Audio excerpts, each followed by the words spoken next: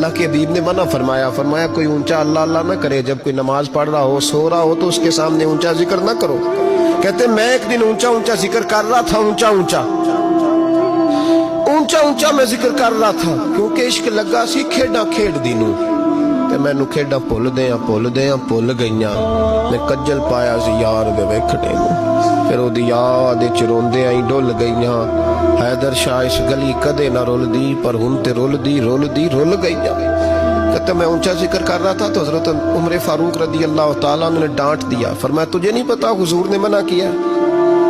تو عمر نے ڈانٹا تو میں چھپ کے بیٹھ گیا کونے میں۔ حضور آئے نا نماز پڑھانے تو محبوب نے پتہ کیا وہ عبداللہ کدھر ہے؟ کہتے میں کونے میں تھا، حضور نے فرمایا کیا ہوا؟ تو میں رو پڑا، میری عزت بڑی تھی نا مدینے میں، کبھی کسی نے کچھ نہیں کہا تھا۔ نبی کریم نے فرمایا کیا ہوا؟ عرض کی حضور کچھ نہیں۔ پھر بھی بتاؤ؟ کہتے میں رو پڑا، میں نے کہا یا رسول اللہ میری غلطی تھی تو سیدنا فاروق اعظم نے ڈانٹ دیا ہے۔ فرمایا ہوا کیا؟ یا رسول اللہ میں اونچا ذکر کر رہا تھا، اور بات بھی ٹھیک ہے، کچھ لوگ قریب نماز پڑھ رہے تھے، حضرت عمر نے منع کیا، نبی کریم علیہ السلام نے فرمایا بلاؤ نہ ذرا عمر کو۔ خود قانون حضور نے بنایا ہے کہ اونچا ذکر نہ کرے جب کوئی نماز پڑھ رہا، بلاؤ نا عمر کو۔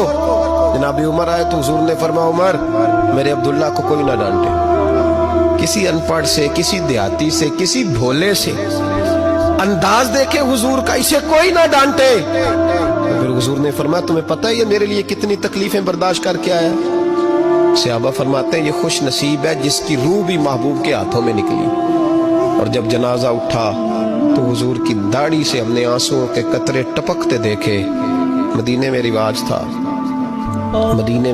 تھا کہ قبر میں قریبی عزیز اتارا کرتے تھے، پر ان کا تو مدینے میں رشتہ دار ہی کوئی نہیں تھا۔